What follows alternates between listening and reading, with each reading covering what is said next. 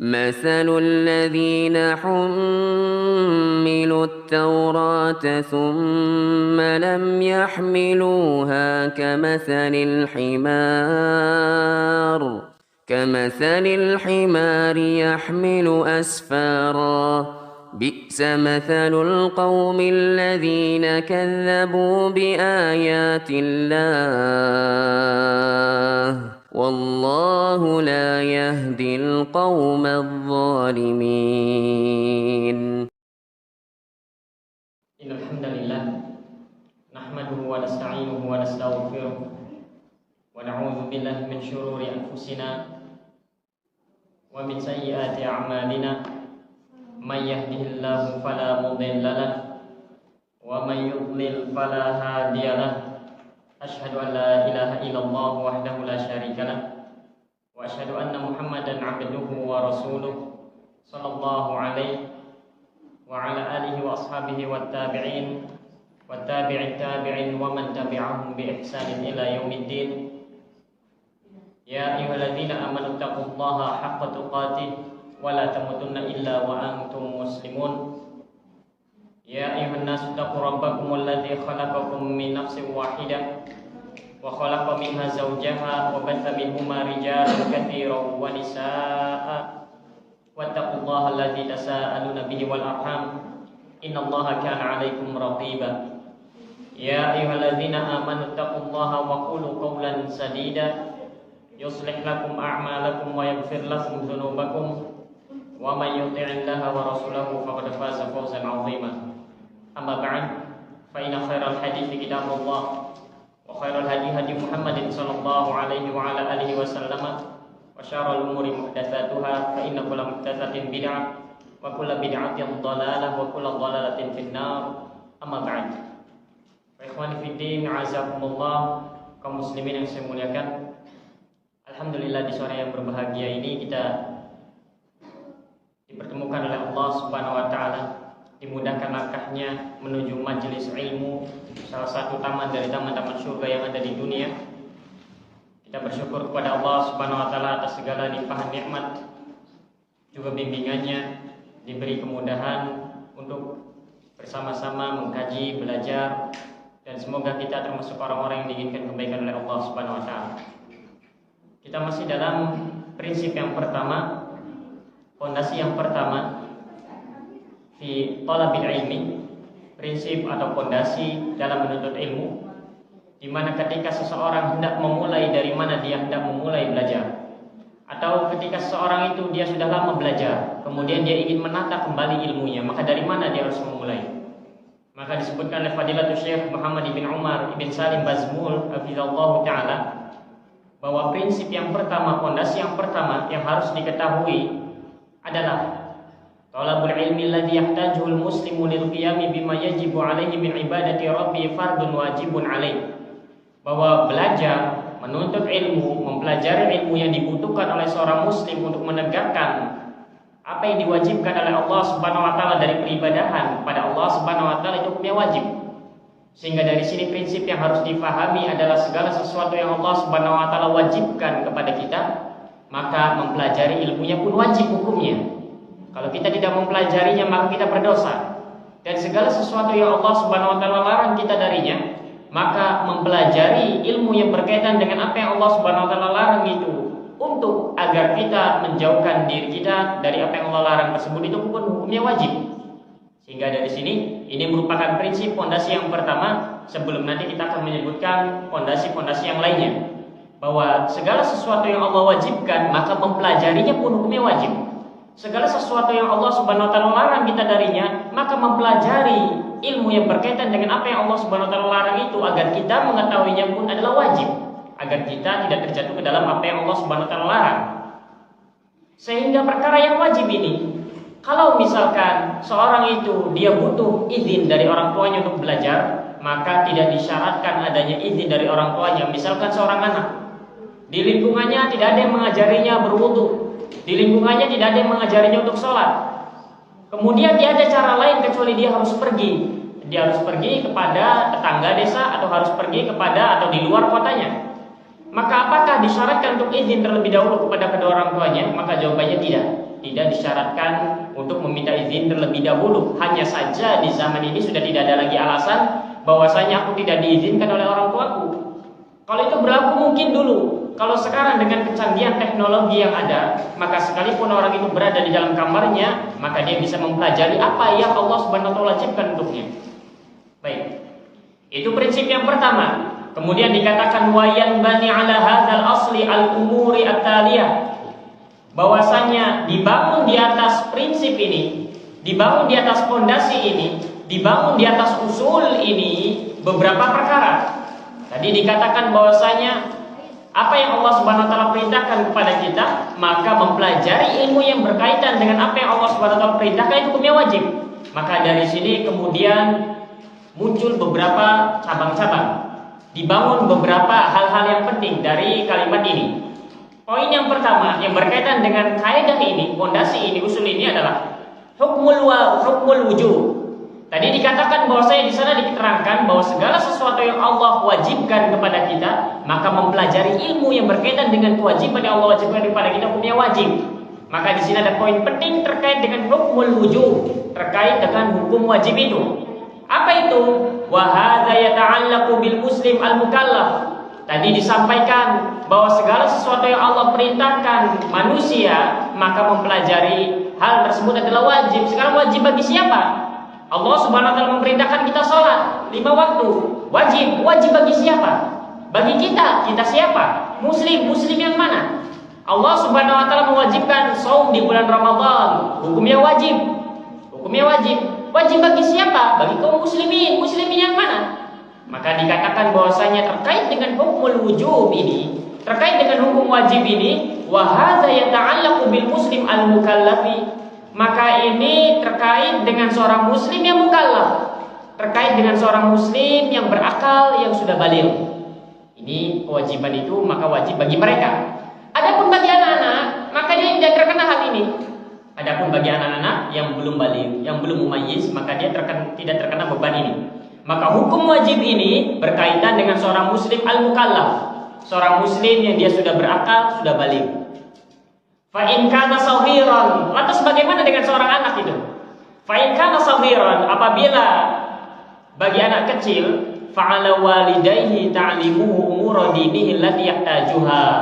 Maka wajib bagi kedua orang tuanya untuk mengajari anak tersebut terkait dengan perkara agamanya, apa yang dibutuhkan olehnya. Kita mengetahui Allah Subhanahu wa taala memerintahkan kepada kita kewajiban-kewajiban. Mempelajari ilmu yang berkaitan dengan kewajiban-kewajiban tersebut hukumnya wajib bagi siapa? Bagi seorang muslim al-mukallaf. Sekarang bagaimana dengan anak-anak? Bagaimana dengan anak kecil yang belum mumayyiz, yang belum berbaligh dan lain sebagainya, yang masih anak-anak? Maka jawabannya kewajiban itu bukan pada anaknya, tapi kewajiban itu dibebankan kepada kedua orang tuanya. Kedua orang tuanya wajib mempelajari apa yang Allah wajibkan untuk dirinya, dan kedua orang tuanya wajib untuk mengajari anaknya terkait dengan kewajiban yang nanti akan anak tersebut laksanakan di kemudian hari. Sehingga kedua orang tua ini dia memiliki beban yang sungguh berat sekali. Pertama untuk dirinya dan juga untuk kedua anaknya. Idh yaqulu sallallahu alaihi wa ala alihi wasallam, karena Rasulullah sallallahu alaihi wasallam bersabda, kullukum ra'in wa kullukum mas'ulun an ra'iyatihi. Setiap dari kalian adalah pemimpin. Wa kullukum mas'ulun an ra'iyatihi, dan setiap dari kalian akan dimintai pertanggungjawabannya terhadap apa yang telah dipimpinnya. Bagi seorang ayah, maka seorang ayah adalah pemimpin di tengah keluarganya, dan kelak seorang ayah dan kelak seorang bapak akan ditanya terkait dengan apa yang telah dipimpinnya. Di dalam catatan kaki kitab ini disebutkan di dalam hadis yang lengkapnya, kemudian dilanjutkan, ada lanjutannya. Wal mar'atu ra'iyatun fi baiti zawjiha. Kemudian dikatakan juga bahwasanya setiap dari kalian adalah pemimpin dan kalian akan ditanya tentang apa yang telah kalian pimpin. Kemudian dikatakan al-imamu ra'in, seorang imam, umara, dia pun adalah pemimpin. Wa mas'ulun an ra'iyatihi, dan dia akan ditanya terkait dengan apa yang telah dipimpinnya. Wa rajulu ra'in fi ahlihi, dan seorang lelaki itu dia merupakan pemimpin di tengah keluarganya. Wa huwa mas'ulun an ra'iyatihi, dan dia akan ditanya, akan dipertanggungjawabkan, akan dihisab nanti di hadapan Allah terkait dengan apa yang telah dipimpinnya. Wal mar'atu ra'iyatun fi baiti zawjiha. Dan seorang wanita pun sama, dia adalah pemimpin. Dia adalah penanggung jawab di rumah suaminya. Dia yang bertanggung jawab penuh terhadap rumah suaminya tersebut. Wa mas'ulatun an ra'iyatiha, dan seorang wanita kelak akan dimintai pertanggungjawaban terhadap apa yang telah dikelolanya. Dan seterusnya. Maka masing-masing kita kelak nanti akan dimintai pertanggungjawaban di hadapan Allah Subhanahu wa taala. Karena masing-masing kita itu merupakan pemimpin, baik bagi keluarganya, baik di tengah masyarakat, ya, apabila memiliki jabatan, atau diri kita sendiri. Karena kita merupakan pemimpin bagi diri kita sendiri. Kalau bukan kita yang mengajak kepada kebaikan, maka siapa lagi yang akan mengajak diri kita ini? Maka masing-masing dari kita mengenai atau terkena beban yang sangat berat, dan kelak kita akan dimintai pertanggungjawaban di hadapan Allah Subhanahu wa taala. Sehingga kalau kata Imam Fudail bin Iyad rahimahullah taala, persiapkan jawabannya mulai dari sekarang. Seseorang yang yakin bahwa dia akan diberdirikan di hadapan Allah, maka dia tahu, dia paham bahwa dia akan ditanya oleh Allah Subhanahu wa taala.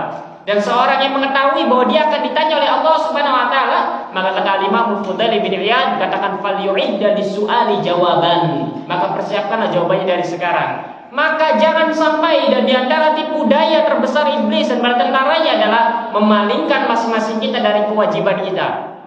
Maka lihat diri kita, apa kewajiban kita.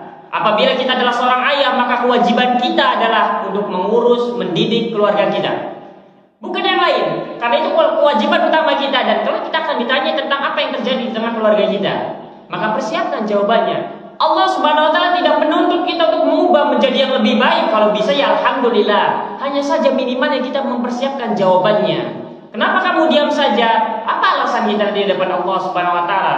Begitu pula sang istri, sang wanita, dia memiliki tanggung jawab untuk mengurus, untuk mengelola rumah suaminya, untuk mengurus, mengelola apa yang ada di dalam rumah suaminya tersebut, dan dia kelak akan dipertanggungjawabkan di hadapan Allah Subhanahu wa taala. Maka di antara tipu daya terbesar iblis adalah memalingkan kita dari apa yang diwajibkan oleh Allah Subhanahu wa taala kepada kita. Kemudian, oleh karenanya, maka orang tua wajib mengajari, mendidik kedua anak-anaknya dengan apa yang dibutuhkan dalam perkara agamanya. Wa qala ta'ala, dan Allah Subhanahu wa taala pun berfirman, ya ayyuhalladzina amanu qu anfusakum wa ahlikum nara. Wahai orang-orang yang beriman, qu anfusakum, jagalah diri kalian, wa ahlikum nara, dan jagalah keluarga kalian dari api neraka. Waquduhan nas wal hijarah, yang mana bahan bakar api neraka itu adalah an-nas wal hijarah, manusia dan batu-batu. Alaiha malaikatun ghiladun shidad, yang mana penjaganya adalah para malaikat yang ghiladun shidad, yang kasar, yang keras lagi bengis. La ya'sunallaha ma amarahum, yang mana malaikat tersebut sekalipun kasar, sekalipun bengis, sekalipun keras, la ya'sunallah, dia tidak pernah mendurhakai Allah Subhanahu wa taala. Dia tidak pernah bermaksiat kepada Allah Subhanahu wa taala ma amarahum, terhadap apa yang telah diperintahkan. Wa yaf'aluna ma yu'marun, dan mereka para malaikat itu selalu mengerjakan, selalu melakukan apa yang diperintahkan oleh Allah Subhanahu wa taala kepada mereka. Ayat yang mulia ini merupakan perintah Allah Subhanahu wa taala kepada mereka para orang tua, terkhusus kepada para ayah dan para bapak. Karena Allah Subhanahu wa taala mengatakan, ya ayyuhalladzina amanu, wahai orang-orang yang beriman, qu anfusakum, jagalah diri kalian, wa ahlikum nara, dan keluarga kalian dari api neraka. Maka ini merupakan kewajiban yang Allah bebankan di setiap pundak seorang ayah. Ini merupakan kewajiban berat yang Allah Subhanahu wa taala bebankan di pundak-pundak para ayah. Sehingga dari sini tugas para ayah, tugas bapak-bapak, atau tugas nanti seorang yang akan menjadi ayah itu berat. Apa? Pertama, dia harus menjaga dirinya dari api neraka. Yang kedua, dia harus menjaga keluarganya dari api neraka. Dia harus menjaganya. Bagaimana cara menjaga dirinya dan keluarganya dari api neraka? Maka disebutkan oleh sahabat yang mulia Ali bin Abi Thalib, disebutkan oleh para ulama yang lain semisal Mujahid dan lain sebagainya dari para mufassirin, dikatakan adalah dengan mengajari mereka, dengan mengajari mereka ilmu din, ilmu syar'i. Karena dengan cara itulah saja seseorang akan terjaga dari api neraka. Sehingga ini merupakan tugas beban yang berat bagi para ayah dan bapak. Lantas bagaimana Ustaz kalau seorang ayahnya tidak mengerti tentang ilmu syar'i? Ajak keluarganya untuk hadir di majelis ilmu. Cukup sekedar mengajak saja, mau atau tidak itu urusan masing-masing. Yang penting kita memiliki hujjah nanti dari hadapan Allah Subhanahu wa taala. Ketika Allah Subhanahu wa taala menagih kita, kenapa engkau tidak memperdulikan keluargamu? Maka kita akan mengatakan di hadapan Allah, ya Allah, aku pernah mengajaknya namun dia enggan. Masing-masing. Maka marilah kita persiapkan jawabannya mulai dari sekarang. Kita tidak dituntut untuk mengubah mereka. Tidak, kita hanya mengajak saja, mempersiapkan jawaban untuk nanti dipertanggungjawabkan di hadapan Allah Subhanahu wa taala. Baik. Dari sini ada beberapa hal yang kita sampaikan terkait dengan hal ini. Bahwa ini merupakan tugas yang berat bagi seorang ayah dan bapak. Dan ini pun harus dipahami oleh para ummahat sekalian, oleh para ibu-ibu sekalian, bahwasanya beban berat yang ditanggung oleh seorang ayah itu sangat berat. Pertama harus mencari nafkah. Yang kedua harus dipastikan bahwa nafkah yang diberikan itu adalah nafkah yang halal. Yang kedua itu dalam urusan dunia. Dan dalam urusan akhirat seorang ayah itu sudah sangat berat sekali bebannya. Kenapa? Untuk menjaga dirinya dan keluarganya dari api neraka. Ini tugas berat seorang ayah dan bapak.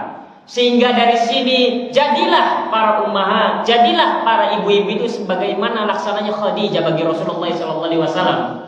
Khadijah tahu beban berat yang ditanggung yang ada di pundak Rasulullah SAW, sehingga Khadijah kemudian dia memberikan yang terbaik untuk Rasulullah SAW. Apa yang bisa diberikannya diberikan, sehingga tatkala Rasulullah SAW pertama kali mendapatkan wahyu di Gua Hira itu, ketika pulang-pulang dalam keadaan ketakutan, khawatir, menggigil dan sebagainya, karena pertama kali mendapatkan wahyu, pertama kali melihat malaikat Jibril dan sebagainya. Ketika pulang ke rumah, Khadijah tanpa basa-basi kemudian menenangkan suaminya. Sehingga dikatakan setengah dari rasa takutnya itu, kecemasannya itu hilang. Ini merupakan gambaran seorang istri yang solehah. Dia mengerti akan beban berat yang ada di pundak suaminya. Karena bukan hanya urusan dunianya saja, bahkan urusan akhiratnya, urusan akhirat keluarganya ada bebannya itu di hadapan atau di pundak ayahnya atau suaminya tersebut. Sehingga dari sini bantulah suami-suami kalian, bantulah suami-suami kita, bantulah pasangan kita dalam rangka ketaatan kepada Allah Subhanahu wa taala, karena tugasnya sangat berat sekali di hadapan Allah Subhanahu wa taala khususnya. Dan juga mendidik anak. Sebagian para ummahat, sebagian para ibu kadang merasa mengeluh karena kewajiban seorang ibu atau seorang istri adalah dia berkhidmat kepada suaminya, mau tidak mau, tidak ada alasan lagi. Ketika dia telah memutuskan untuk menikah, maka dia artinya dia akan mengkhidmatkan usianya untuk suaminya. Apa yang dia bisa berikan kepada suaminya, maka dia akan berikan, asalkan itu bukan kemaksiatan kepada Allah Subhanahu wa taala. Sebagian ibu ketika sudah dikarunia seorang anak yang masih kecil dan lain sebagainya, dia lupa bahwa tugas utamanya adalah tetap berkhidmat kepada suaminya. Suami pulang akhirnya tidak dipedulikan dengan alasan saya sibuk mengurusi anak. Subhanallah. Ingatlah bahwa mengurus anak itu bukan kewajiban istri.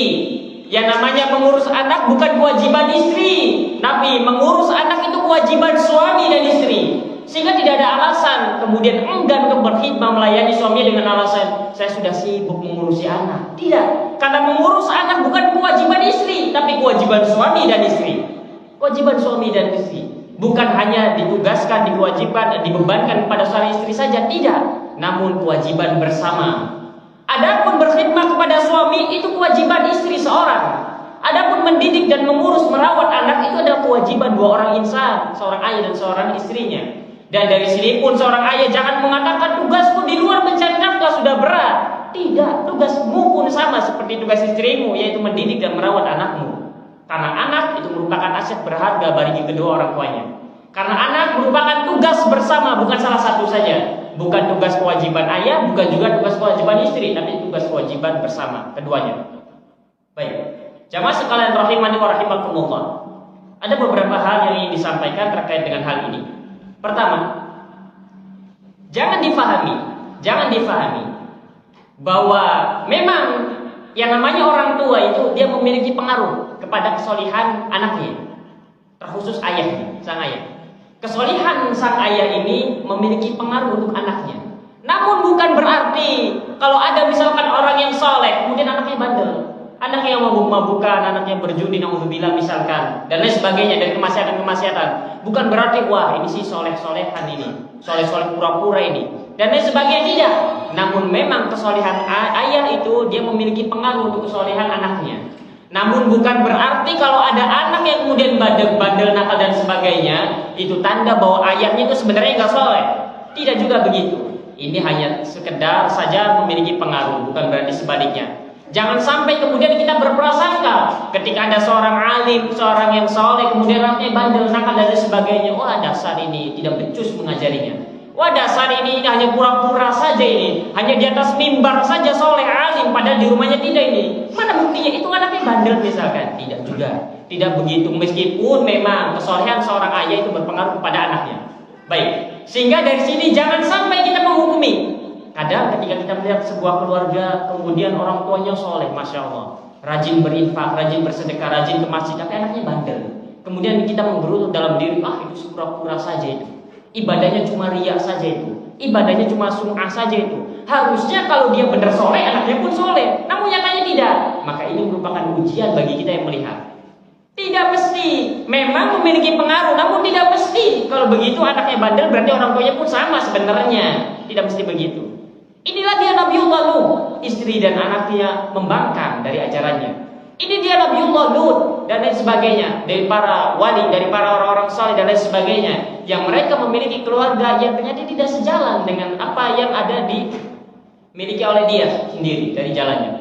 Maka dari sini tidak mesti bahwa yang namanya kalau orang tuanya soleh mesti anaknya juga soleh. Kalau misalkan anaknya bandel nakal berarti orangnya itu sebenarnya hanya pura-pura soleh saja, tidak. Karena di sana pun ada Nabiullah Nuh dan keluarganya membangkang dari jalannya Nabiullah Nuh. Ada Nabiullah Lut dan istrinya malah membangkang dari ajarannya Nabiullah Lut dan lain sebagainya. Karena yang namanya anak ini merupakan ujian. Bahkan yang namanya pasangan kita pun adalah ujian yang Allah Subhanahu wa taala berikan kepada kita. Maka jangan sampai kemudian kita melihat tetangga-tetangga kita, saudara-saudara kita yang hal demikian, kemudian kita menghukumi isi hati mereka. Ada kisah menarik dari Al-Imam Al-Fudail bin Iyad. Al-Imam Al-Fudail bin Iyad memiliki anak yang bernama Ali bin Fudail bin Iyad. Ali bin Fudail bin Iyad ini waktu kecilnya bandel, nakal, atau ya pokoknya begitulah, bandel lah namanya anak-anak. Kemudian Fudail bin Iyad sampai berdoa kepada Allah Subhanahu wa taala karena saking bandelnya. Al-Imam Al-Fudail bin Iyad merasa bahwa dia tidak mampu mendidiknya. Kemudian Al-Imam Fudail bin Iyad banyak berdoa kepada Allah Subhanahu wa taala. Dikatakan, Allahumma inni qad ijtahadtu an uaddiba aliyan. Ya Allah, aku telah berupaya, aku telah bersungguh-sungguh untuk mendidik, untuk mengajari Ali anakku, putraku. Falam aqdir ala ta'dibihi, namun aku tidak mampu untuk mendidiknya. Fa'adibhu laka, fa'adibhu anta li, kata Al-Imam Al-Fudail bin Iyad di dalam doanya. Maka didiklah dia wahai Allah Subhanahu wa taala untuk. Al-Imam Al-Fudail bin Iyad sudah mendidik, merawat, mengajari dan lain sebagainya. Putus asa, anaknya tetap bandel dan lain sebagainya, nakal. Akhirnya apa yang dilakukan? Al-Imam Al-Fudail bin Iyad banyak berdoa kepada Allah Subhanahu wa taala, mengeluhkan apa yang dirasakannya. Ya Allah, aku telah berupaya untuk mendidik anakku Ali ini, namun aku tidak mampu untuk mendidiknya. Aku tidak mampu mengajarinya. Maka didiklah olehmu anakku ini Ali untukku. Kemudian di kemudian Ali menjadi seorang ulama besar, seorang yang sangat mudah sekali menangis di depan Allah Subhanahu wa taala. Ali bin Fudail bin Iyad dulunya waktu kecilnya nakal bandel, namun orang tua mendoakan yang terbaik untuk anaknya. Terus tidak pernah menyerah, mengatakan, ya Allah, aku tidak mampu mendidiknya, tolong didiklah dia untukku. Karena kalau aku tidak mampu, maka hanya Allah Subhanahu wa taala saja yang mampu mendidiknya. Kemudian jadilah Ali bin Fudail bin Iyad sebagai seorang alim besar. Sampai-sampai Al-Imam Ibnu Mubarak itu kalau menyampaikan hadis kepada Ali bin Fudail bin Iyad itu kadang merasa berat. Kenapa? Karena kalau disampaikan hadis yang berkaitan dengan akhirat, Ali bin Fudail bin Iyad menangis. Disampaikan tentang surga dan neraka, Ali bin Fudail bin Iyad pingsan. Sampai-sampai sering sekali di dalam sholat itu, apabila sang imam membacakan ayat-ayat yang berkenaan dengan surga dan neraka, Ali itu pingsan. Sampai pernah suatu hari Fudail bin Iyad mengimami. Kemudian dia tidak tahu ternyata di belakangnya ada Ali bin Fudail bin Iyad. Dia baca ayat-ayat Allah Subhanahu wa taala, ayat Al-Qur'an di dalam salatnya yang berkaitan dengan surga dan neraka. Kemudian Ali bin Fudail bin Iyad menjerit di tengah salatnya, kemudian pingsan. Kemudian mengatakan kepada istrinya, "Ini gimana anakmu ini? Mendengar sedikit ayat Quran pingsan." Kemudian keesokan harinya, Al-Imam Al-Fudail bin Iyad mengimami salat. Dia lihat di saf, di jamaah ternyata tidak ada anaknya. Dia pikir tidak ada anaknya. Akhirnya kalau dia melihat ada anaknya, dia tidak akan membaca ayat yang berkaitan dengan surga dan neraka. Dia baca ayat-ayat yang berkaitan dengan hukum dan lain sebagainya. Di suatu waktu Al-Imam Fudail bin Iyad menyangka bahwa tidak ada anaknya di barisan saf jamaah. Akhirnya dia pun mengimami sholat dengan membaca surat Tur, satu surat. Kemudian di dalam surat Tur tersebut disebutkan, dijelaskan tentang surga dan neraka. Seketika itu terdengar di tengah saf itu, di tengah jamaah, teriakan yang sangat keras. Ali bin Fudail bin Iyad menjerit lagi pingsan hingga dia pun wafat. Sampai dikenallah Ali bin Fudail bin Iyad ini dikenal dengan sebutan Qatilul Quran, seorang yang mati karena mendengar lantunan bacaan Al-Quranul Karim. Saking dahsyatnya. Ini karena doa seorang orang tua yang tidak pernah berputus asa kepada Allah Subhanahu wa taala. Dulu waktu kecil, Al-Imam Al-Fudail bin Iyad sudah berputus asa mengajari anaknya. Di kemudian hari siapa yang menyangka? Ternyata seorang anak ini menjadi seorang alim besar sampai para ulama itu memujinya bahwa Al-Imam Fudail bin Iyad ini adalah orang yang terpercaya fiqh dan anaknya lebih fiqh. Ali bin Fudail bin Iyad ini anaknya itu adalah orang yang paling berhati-hati dengan halal dan haram. Ali bin Fudail bin Iyad ini adalah seorang yang dia mudah menangis apabila disampaikan hadis, pingsan apabila dibacakan ayat-ayat Al-Quranul Karim berkaitan dengan negeri akhirat. Begitulah, itu karena diantara mustajabnya doa orang tua. Namun bukan berarti kalau anaknya itu bandel nakal berarti sebenarnya orangnya pun bandel nakal orang tuanya, tidak juga. Di sana ada seorang alim besar yang diuji dengan anaknya. Di antaranya Al-Imam Ibnul Jauzi. Al-Imam Ibnul Jauzi, tatkala dia mengetahui tentang keutamaan menikah, tentang keutamaan memiliki anak, maka dia pun bersegera menikah. Akhirnya dia pun menikah dan dia pun berdoa kepada Allah Subhanahu wa taala. Dia mengkhatamkan Al-Qur'an, kemudian dia berdoa kepada Allah Subhanahu wa taala. Dia berdoa kepada Allah Subhanahu wa taala meminta 10 anak. Ternyata dikabulkan oleh Allah Subhanahu wa taala, diberikan 10 anak. 5 lelaki dan 5 wanita. 4 dari lelaki wafat, tinggal sisa lelaki yang 1. Diberi nama Badruddin Abul Qasim Ali. Namanya Badruddin Abul Qasim Ali. Kemudian 5 dari putrinya yang wanita mati 2, sisa 3. Satu anaknya ini Badruddin Abul Qasim Ali saat kecil itu sudah suka berceramah. Saat kecil masih anak-anak suka memberikan nasihat. Saat kecil itu sudah menyampaikan hadis, meriwayatkan hadis. Disebutkan oleh para ulama ahli hadis bahwasanya Badruddin Abul Qasim Ali ini saat kecilnya sudah dijuluki sebagai Asy-Syaikh Al-Musnid. Sebagai seorang syekh musnid yang memiliki banyak riwayat hadis. Kemudian seiring berjalannya waktu, bertambah dewasa, ternyata dia salah bergaul. Lingkungannya lingkungan yang buruk. Akhirnya dia pun mulai malas menuntut ilmu. Akhirnya dia berkawan dengan orang-orang yang buruk. Akhirnya dia pun yang tadinya rajin di majelis ilmu, dia tinggalkan majelis ilmu itu. Akhirnya dia banyak melakukan perbuatan-perbuatan kemaksiatan dan lain sebagainya. Sampai Al-Imam Ibnul Jauzi dengan penuh kesedihan dia menuliskan sebuah risalah khusus untuk anaknya ini yang mulai berpaling. Dikatakan menasihati agar kiranya sang anak ini bisa kembali lagi seperti dahulu masa kecilnya. Namun siapa yang sangka ternyata anak yang ditunggu-tunggunya, yang dikiranya dianggapnya akan mewarisi ilmunya, maka ternyata malah membelok dari jalannya. Sampai-sampai ketika Al-Imam Ibnul Jauzi di penjara, maka buku-buku Al-Imam Ibnul Jauzi itu diambil kemudian dijual sama anaknya dengan harga yang murah. Insyaallah, begitu. Ini anak dari Al-Imam Ibnul Jauzi di antaranya.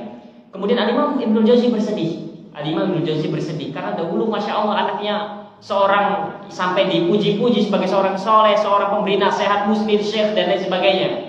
Hingga kemudian saat si anak ini sudah berusia 30 tahun, Al-Imam Ibnul Jauzi dikarunia lagi seorang anak lelaki lagi yang bernama Muhyiddin Abu Muhammad Yusuf. Kemudian anak yang terakhirnya ini yang berbeda 30 tahun dengan kakaknya, yang kemudian di kemudian hari yang menolong Al-Imam Ibnul Jauzi untuk bisa keluar dari penjara. Hingga akhirnya Abu Muhammad Yusuf ini dia pun mati dalam keadaan syahid bersama anaknya, bersama cucunya dari Al-Imam Ibnul Jauzi. Pelajarannya adalah di sini pelajaran penting untuk orang tua. Ini di antara pesan yang kita sampaikan di sore hari ini. Terkadang yang namanya orang tua itu ketika melihat sang anak atau anak kita yang masih kecil kemudian bisa membaca Al-Quran, bisa menghafal Al-Quran, memiliki bacaan yang bagus, masih kecil, kadang muncul rasa bangga, rasa bahagia. Pasti muncul begitu. Yang namanya orang tua pasti merasakan begitu. Masya Allah anak saya bisa baca Quran, Masya Allah anak saya bisa menghafal surat-surat pendek dan lain sebagainya. Ini merupakan sesuatu yang baik, ini sesuatu yang bagus. Namun jangan sampai kemudian tipu daya iblis masuk di dalam hati kita. Jangan sampai kita terpedaya. Terkadang ketika seorang berbahagia, berbangga, muncul pikiran tidak seperti anaknya si fulan. mulai. Ini merupakan diantara bisikan tipu daya iblis yang kemudian masuk dalam hati kita. Kalau seseorang hanya sekedar berbangga, bersyukur, alhamdulillah anakku bisa membaca Al-Quran, alhamdulillah anakku bisa menghafal surat-surat pendek, itu bagus. Namun kadang kita mendapatkan ujian yang lain. Kita melihat tetangga-tetangga kita melihat kawan-kawan kita sesama pengajiannya, ternyata anaknya bandel, adapun anakku menjadi anak yang soleh. Kemudian muncul rasa bangga sambil menunjuk anak tetangganya, sambil menunjuk anak kawannya, tidak seperti anak tetangga itu, tidak seperti anak si fulan, tidak seperti anak ustadz fulan. Padahal anak ustadz namun ternyata nakal, bandel misalkan. Ini hati-hati. Ini tipu daya iblis yang harus segera dikat, yang harus segera dihilangkan. Segera beristighfar kepada Allah Subhanahu wa taala. Memang kenapa kalau dibiarkan? Kalau dibiarkan sampai ini, maka nanti kita akan mendapatkan khawatir Allah Subhanahu wa taala menguji kita dengan keadaan yang kita tunjuk tadi. Sehingga akhirnya berubah. Yang tadinya anak kita soleh, menghafal Quran, kemudian hari ternyata malah menjadi anak yang sangat bandel sekali. Maka ketika seorang ayah menemui anaknya, dulu waktu kecil Masya Allah soleh, soleha, rajin ke masjid dan lain sebagainya, kok tiba-tiba besar bandel ya, nakal ya. Yang harus pertama kali dimuhasabai adalah diri kita. Jangan-jangan dulu saat anak ini soleh, soleha, kita kemudian meremehkan, merendahkan, menghinakan anak-anak yang lain yang ada di sekitar kita. Tidak seperti anak si fulan, tidak seperti anak si alan dan lain sebagainya. Maka segera beristighfar kepada Allah Subhanahu wa taala, karena ini ujian. Karena orang tua pasti akan diuji dengan hal-hal semacam ini, manakala kemudian dia meremehkan anak-anak yang lain. Sehingga harus diperhatikan hal ini, khusus dengan hal tersebut. Maka bedakan antara bahagia, berbangga dengan kemudian meremehkan. Kadang iblis main di sana. Bala tentara syaitan, bala tentara iblis kemudian bermain di sana. Iya, itu dia tidak seperti anaknya si fulan. Iya, itu padahal orang tuanya rajin ke majelis taklim tapi anaknya begajulan dan lain sebagainya. Akhirnya muncul rasa bangga. Iya ya, anak saya tidak seperti anak fulan. Padahal saya biasa-biasa saja loh. Bukan anak pondok loh. Padahal saya bukan ustadz loh. Tapi anak saya Masya Allah ya hafal dan lain sebagainya, soleh dan soleha. Maka hati-hati. Khawatir di kemudian hari kita diuji dengan yang lebih parah dari hal tersebut. Namun apabila telah terjadi, maka bersegeralah beristighfar pada Allah Subhanahu wa taala, bermuhasabah. Itu yang pertama pesanan yang kita sampaikan. Karena ini khawatir nanti kita akan diuji dengan hal tersebut. Yang kedua, terkadang yang namanya orang tua itu dia memberikan sesuatu yang diinginkan oleh si anak, apalagi anaknya misalkan masih kecil atau anaknya sudah dewasa lah misalkan. Bedakan antara seorang yang memanjakan anak dengan seorang yang tidak memanjakan anak. Ada kalanya orang tua itu dia memberikan apa yang diinginkan oleh si anak, namun dikatakan orang tua ini memanjakan anak. Ada kalanya juga orang tua memberikan apa yang diinginkan oleh anak. Pengen ini dibelikan, pengen itu langsung dituruti, pengen ini, tapi tidak dikatakan bahwa orang ini sedang memanjakan anak. Satu dikatakan memanjakan, satu tidak dikatakan memanjakan, padahal sama-sama menuruti apa keinginan anak. Apa yang membedakan? Yang membedakan adalah hatinya, niatnya. Dan ini pelajaran sangat penting sekali. Zahir mungkin sama, namun niat berbeda. Dan seorang apabila memanjakan anak, makanya berbahaya nanti di kemudian hari. Orang anak ini nanti akan berbuat semena-mena dan lain sebagainya. Maka yang harus diperhatikan adalah ketika kita melihat ada nur cahaya ilmu pada anak kita, apabila kita melihat ada kalamullah pada lisan anak kita, kemudian anak kita meminta sesuatu, ketika kita menurutinya dengan niat, hadirkan niat bahwa ya Allah, aku memberikan ini kepada anakku, dan anakku yang meminta dalam rangka untuk menjaga kalimatullah itu tetap ada di lisannya. Ketika kita melihat anak kita yang masih kecil sudah menghafal surat Al-Ikhlas dan itu sangat membanggakan orang tuanya, maka ketika kita menuruti apa yang diinginkan oleh si anak, apapun yang diinginkannya kita turuti, hadirkan niat bahwa ya Allah, aku melakukan ini semata-mata agar kiranya kalimat tauhid itu tetap ada di lisannya, tetap terpatri kuat di dalam hatinya. Berbeda dengan orang yang tidak meniatkan ini. Kalau seorang tidak meniatkan ini, apa yang diberikan kepada anak itu namanya memanjakan.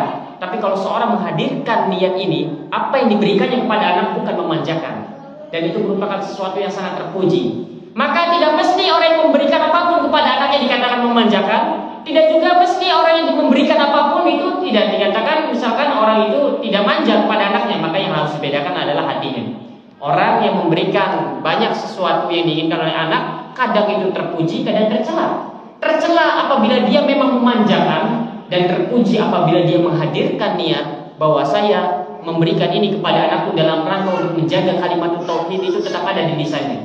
Dan ini pelajaran yang sangat berharga bagi orang tua. Ini sangat penting sekali untuk dipahami. Begitu. Wallahu taala alam bissawab. Baik. Nah, itu namanya ilmu parenting sedikit. Karena saya sudah menikah jadi saya bisa berkata demikian. Dulu pernah kita berbicara begini sebelum nikah, kemudian dikatakan, lah ustaznya aja belum nikah, katanya tahu apa katanya. Baik, kita lanjutkan. Nah, ini pelajaran yang penting, bahwasanya hukum wajib itu dibebankan kepada seorang muslim mukallaf. Lantas bagaimana dengan anak kecil? Maka yang wajib adalah kedua orang tuanya mengajari anak itu untuk terkait dengan apa yang dibutuhkannya untuk menegakkan peribadahan kepada Allah Subhanahu wa taala. Idzan 'alal walidil muslimi wal walidatil muslimati an yu'allimu auladahum ma yahtajunahu min umuri din wa minal adab. Maka wajib bagi seorang ayah dan juga wajib bagi seorang ibu muslimah an yu'allimu auladahum untuk mengajari anak-anak mereka ma yahtajunahu min umuri din, terkait dengan apa yang dibutuhkan oleh si anak untuk menegakkan agamanya dari perkara-perkara agama, wa minal adab, dan juga dari adab.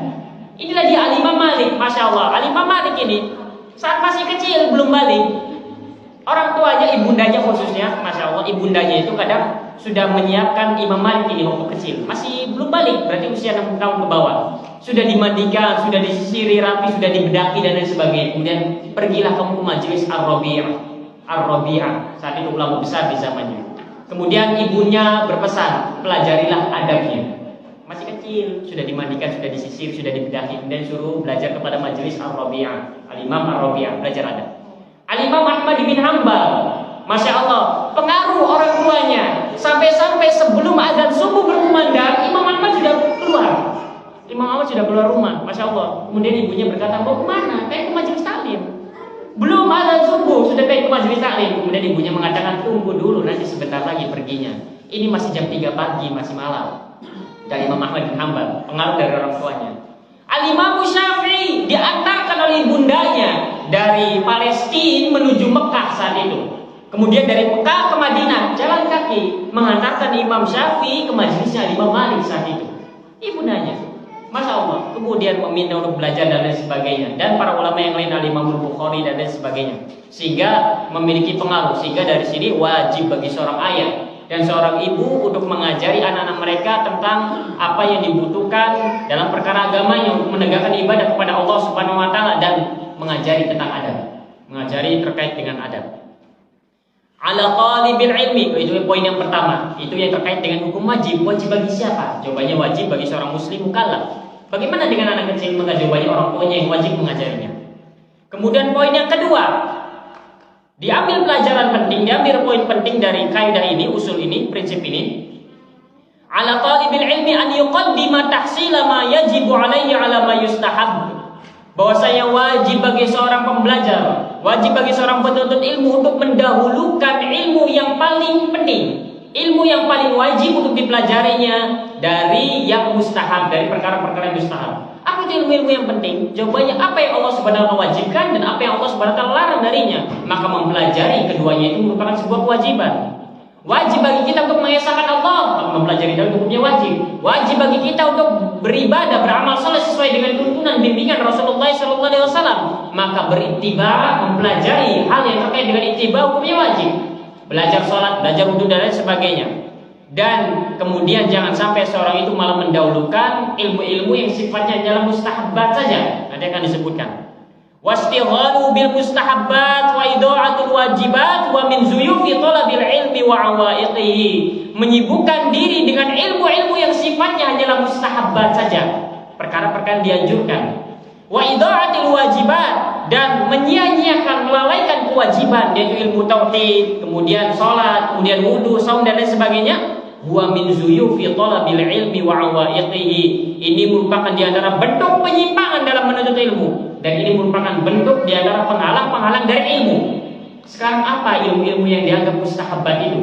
Apa ilmu-ilmu yang dianggap bahwa itu merupakan sesuatu yang mustahabbat saja, bukan yang wajib?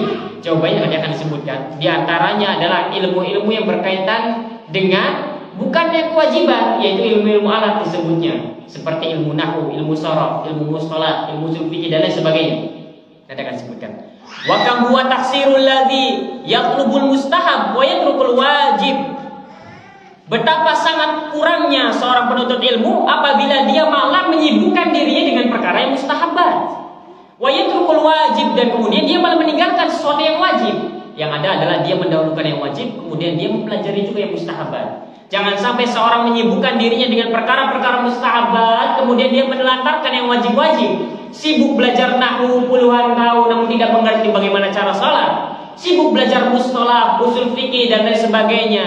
Dan dari perkara-perkara yang mustahabat saja, namun tidak mengerti bagaimana cara berwudu yang baik.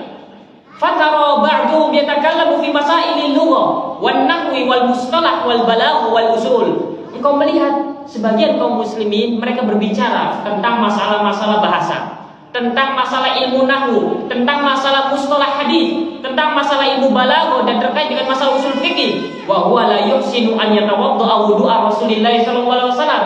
Bersamaan dengan itu, dia tidak mengerti bagaimana cara berwudu yang baik sebagaimana wudunya Rasulullah sallallahu alaihi wasallam. Wala yuhsinu an yusalli kama kana sallallahu alaihi wasallam yusalli, dan salatnya tidak sesuai dengan salatnya Rasulullah sallallahu alaihi wasallam. Wa qis ala hada, dan kiaskan kepada yang lainnya. Maka kita akan dapati sebagian kaum muslimin mereka bersemangat belajar, namun mempelajari bukan pelajaran yang wajib, mempelajari perkara-perkara yang sifatnya hanyalah mustahabat saja. Maka seorang penuntut ilmu harus mendahulukan yang wajib daripada yang mustahabat. Bukan berarti kemudian ya sudahlah kalau gitu belajar tauhid saja, belajar tentang fikih sholat saja, belajar tentang fikih wudu saja, tidak belajar bahasa Arab, tidak belajar mustalah hadis, tidak mengerti usul fikih dan lain sebagainya. Dengan dalil kita jangan disibukkan dengan perkara yang mustahabat, tidak juga. Yang ada adalah seorang itu dia mendahulukan yang wajib, kemudian dia baru kemudian sempurnakan dengan perkara-perkara yang mustahabat. Kemudian poin yang ketiga, ala talibil ilmi alla yukhalifa walidayhi birrihla li talabil ilmi. Wajib bagi seorang penuntut ilmu untuk tidak menyelisih kedua orang tuanya untuk pergi menuntut ilmu. Alladzi wa binisbah ilaihi minal mustahabbat. Yang mana ini merupakan ilmu yang sifatnya adalah mustahabat saja. Apabila dia ingin mempelajari ilmu nahwu misalkan, di Indramayu tidak ada, mau tidak mau harus safar misalkan ke Jakarta, ke Bandung dan lain sebagainya, maka wajib baginya untuk izin terlebih dahulu kepada kedua orang tuanya. Kalau tidak diizinkan, maka dia tidak boleh berangkat. Berbeda halnya dengan ilmu-ilmu yang sifatnya wajib. Misalkan di Indramayu tidak ada yang mengajarinya tentang bagaimana mentauhidkan Allah. Misalkan di Indramayu tidak ada yang mengajarinya bagaimana cara wudu dan sholat yang benar, dan dia tidak mengerti cara itu. Kemudian yang ada adalah di Bandung, yang ada adalah di Banten, yang ada adalah di Jakarta. Mau tidak mau seperti rihlah ke sana, maka tidak perlu untuk meminta izin kepada orang tua. Baik orang tua mengizinkan atau tidak, karena ini merupakan ilmu yang wajib, maka wajib baginya untuk mempelajarinya. Namun bukan berarti oleh karenanya kalau begitu ya sudah kita menyelisih orang tua kita, tidak. Sekali lagi, di zaman kita sudah tidak ada lagi istilah saya tidak diizinkan oleh orang tua saya. Wah iya, saya ribut dengan orang tua saya karena orang tua saya tidak mengizinkan hadir di majelis ilmu. Di hari ini sudah tidak ada lagi alasan begitu. Karena lewat di kamar kita saja kita bisa mempelajari itu semua. Sehingga tidak ada alasan lagi, wah iya saya tidak belajar. Kenapa orang tua saya tidak ridho? Orang tua saya tidak mengizinkan. Atau kok kenapa kamu sendirian tidak pulang ke rumah, saya lagi ribut sama orang tua? Kenapa sih orang tua tidak mengizinkan saya hadir di majelis taklim? Hari ini sudah tidak ada lagi alasan begitu. Kita diam di kamar saja kita bisa mempelajari apa yang Allah Subhanahu wa taala wajibkan untuk diri kita. Amma in kana al-ilmu alladhi yuridu rihlata ilaihi minal wajibat allati yahtajuha li ibadati Allah azza wa jalla fi yawmihi wa lailatihi falahu an yarhal. Adapun ilmu yang sifatnya wajib, Allah mewajibkan sesuatu, maka dia wajib mempelajarinya, maka rihlah untuk mempelajari hal tersebut, maka tidak mengapa dengan tanpa izin dari kedua orang tua. Kama nabbaha ala dzalika Imam Ishaq fi qawlihi fil ibarah sabiqah, sebagaimana yang diingatkan oleh Imam Ishaq bin Rahuyah pada ucapannya di ungkapan pada pertemuan-pertemuan yang lalu. Wa ma wajaba alaihi min dzalika, adapun ilmu yang wajib untuk dipelajari, fala yasta'dzinu abawaihi fil khuruji ilaihi, maka tidak perlu meminta izin kepada kedua orang tuanya untuk mempelajarinya, untuk pergi rihlah mempelajarinya. Wa makana fadilatan, adapun ilmu-ilmu yang sifatnya hanyalah keutamaan saja, mustahabat saja. Apa itu? Belajar ilmu nahwu. Apa itu? Belajar ilmu mustalah. Apa itu? Belajar ilmu usul. Lam yakhruj ilaihi hatta yasta'dzina abawaihi, maka dia tidak boleh keluar khuruj, tidak boleh keluar sampai dia meminta izin terlebih dahulu kepada kedua orang tuanya. Satu lagi. Kemudian poin yang keempat dari kaidah prinsip yang pertama ini, al-ulumul musa'adatu, ilmu-ilmu yang sifatnya hanyalah pendukung saja, au ma yusammihi ba'du ahli ilmi bi ulumil ala, apa ilmu-ilmu yang sifatnya mendukung itu, atau yang dinamakan oleh sebagian ahli ilmu dengan ilmu alat, maka itu adalah disebutnya dengan ulum al-musa'adah. Al-lughah al-arabiyyah seperti bahasa Arab, wal balaghah seperti ilmu balaghah, wal usul seperti ilmu usul fikih, wal mustalah seperti mustalah hadis, wa ulumul Quran seperti ulumul Quran. Yutlabu minha ma yuhaqqaqul maqsudu al-asli. Maka dia dipelajari sebatas hanya untuk mewujudkan tujuan utama kita. Apa itu? Menegakkan ibadah kita kepada Allah Subhanahu wa taala. Jangan sampai kemudian kita mempelajari bahasa Arab, mempelajari mustalah hadis, mempelajari usul fikih, kemudian kita menelantarkan kewajiban kita. Jangan sampai berlebih-lebihan, jangan sampai pula berkurang-kurangan. Sebagian kaum muslimin mereka berkurang-kurangan dengan dalil, lah itu yang belajar ilmu alat pun banyak yang sesat dan menyimpang. Masih mending saya tidak mengerti apa-apa tentang bahasa Arab, mustalah hadis dan lain sebagainya, tapi akidah saya lurus. Sebagian lagi berlebih-lebihan. Yang namanya bahasa Arab itu penting, yang namanya mustalah itu penting, memang penting. Namun kemudian menelantarkan yang wajib, tidak mengerti bagaimana cara mentauhidkan Allah, tidak mengerti bagaimana cara berwudu, tidak mengerti bagaimana cara sholat. Seorang penuntut ilmu maka dia mendahulukan yang wajib dan dia kemudian menyempurnakannya dengan perkara-perkara mustahabat. Bukan berarti dia meninggalkan mustahabat kemudian menyibukkan diri dengan yang wajib saja. Kemudian dia tidak mempelajari yang lain, hanya yang wajib saja. Sudah begitu pun kadang yang wajibnya tidak mengerti. Ada orang yang bertahun-tahun belajar akidah, namun tidak mengerti pokok-pokok akidah Ahlussunnah itu yang mana. Sehingga perkara-perkara yang bukan akidah kemudian dijadikan sebagai perkara akidah. Yang kalau kita melihat, ini ada penyelisihan, berarti dia menyimpang dari jalan yang lurus, dan itu banyak. Sehingga kadang repot di akhir belakangan ini. Sehingga pelajari perkara-perkara yang wajib. Apa perkara yang wajib itu? Lah itu yang dipelajari. Jangan sampai kita mempelajari perkara yang wajib namun kita tidak mengerti mana yang wajib. Mana yang wajib? Yang namanya akidah itu ada pokok-pokok akidah Ahlussunnah wal Jamaah. Itu perlu untuk dipelajari. Dan juga jangan sampai seorang kemudian menyibukkan diri dengan perkara mustahabat. Perkara mustahabat penting, memang penting. Namun bukan berarti kemudian seorang kemudian menyeremehkan, menelantarkan perkara-perkara yang penting dari perkara akidah, dari perkara fikih salat, dari perkara fikih wudu dan lain sebagainya. Apa itu maksud atau tujuan utama? Wa huwal qiyamu bi ibadatillahi ta'ala allati khalaqana min ajliha, yaitu menegakkan ibadah kepada Allah Subhanahu wa taala yang mana kita diciptakan hanya untuk beribadah kepada Allah Subhanahu wa taala itu. Wa illa, kalau tidak, dakhala dzalika fi babit taraf al-ilmi wallahu a'lam. Kalau kita malah menyibukkan diri dengan perkara mustahabat, rajin belajar memperbaiki bacaan Al-Quran, rajin belajar nahwu sharaf, namun tidak mengerti bagaimana cara mendirikan Allah Subhanahu wa taala, namun tidak mengerti apa makna dari alhamdulillahirabbil alamin. Lantas untuk apa belajar nahwu? Lantas untuk apa belajar memperbaiki bacaan namun kita tidak memperbaiki pemahaman kita tentang teks ayat tersebut? Jangan sampai seorang menyibukkan diri dengan mustahabat kemudian melupakan yang inti. Kenapa? Karena ini diantara at-taraf al-ilmi, penyanyian ilmu, sesuatu yang sia-sia dari ilmu. Sehingga seorang Ahlussunnah itu dia mendahulukan tauhid dan dia pun menyempurnakannya dengan perkara mustahabat. Itulah Ahlussunnah wal Jamaah. Fala yutlabu min talibi ilmi nahwi. Seorang yang belajar nahwu tidak dituntut an yakuna kasibawai, tidak dituntut agar dia menjadi seperti Imam Sibawai dalam ilmu nahwu. Wa min talibil lughah an yakuna kal Khalil wal Azhari, dan dari seorang yang menuntut ilmu bahasa tidak dituntut agar dia seperti Al-Imam Al-Khalil ibn Ahmad Al-Farahidi dan Al-Imam Al-Azhari. Tidak begitu. Yang penting kita belajar nahwu sharaf secukupnya saja. Karena namanya ilmu-ilmu alat ini diistilahkan oleh para ulama seperti garam dalam masakan. Kalau kebanyakan tidak enak, kalau berkurang-kurangan pun tidak enak, hambar nantinya. Maka bagaimana? Sesuai porsinya saja. Wa min talibil balaghah an yakuna kal Jurjani, dan dari orang yang belajar ilmu balaghah tidak dituntut untuk seperti Al-Imam Al-Jurjani, bukan Jirjani tapi Al-Imam Al-Jurjani. Ini di antara ulama balaghah. Yakfihi min kulli dzalika ma yahtajuhu. Cukup bagi seorang penuntut ilmu itu dari ilmu-ilmu yang tadi disebutkan di antaranya yaitu ilmu alat, ma yahtaju li fahmil Qur'an was sunnah. Apa yang dibutuhkannya untuk memahami Al-Quran dan Sunnah Rasulullah SAW. Wal qiyami bima aujabahu Allah alaihi min ibadatihi, dan untuk menegakkan apa yang Allah Subhanahu wa taala wajibkan min ibadatihi, dari peribadahan kepada Allah Subhanahu wa taala. Sehingga seorang ahlus sunnah tidak hanya mengedepankan yang wajib kemudian dia melupakan yang mustahabat. Karena mau tidak mau kita mesti mempelajari mustahabat. Kalau kita ingin mengerti ucapan para ulama, mesti belajar ilmu bahasa Arab, nahwu, sorof, balaghah dan lain sebagainya. Kalau seseorang ingin mengetahui keindahan Al-Qur'anul Karim, maka dia mesti belajar ilmu balaghah. Dusta orang yang belajar ilmu nahwu kemudian saya belajar ilmu nahwu supaya mengerti keindahan bahasa Arab, keindahan Al-Quran. Karena keindahan Al-Quran hanya didapatkan dengan mempelajari ilmu balaghah.